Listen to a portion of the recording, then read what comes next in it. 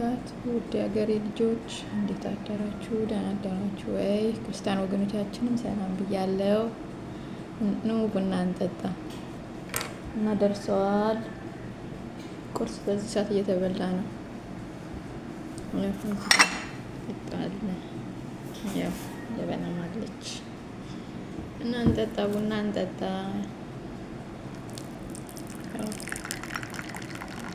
ለሁሉም ይበቃል። ነው ጠጡ። የመዳም ቅመሞች ያለችሁበት ሰላማችሁ ይብዛ። ሀገሬ ልጆች ያው ቂጣም ተጋግሯል።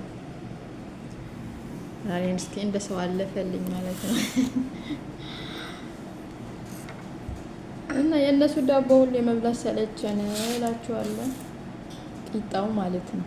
አንዳንዴ እንደዚህ ጋግሮ መብላት ይሻላል መሰለኝ። እና ቡና እንጠጣ። ቡና ደረሰ።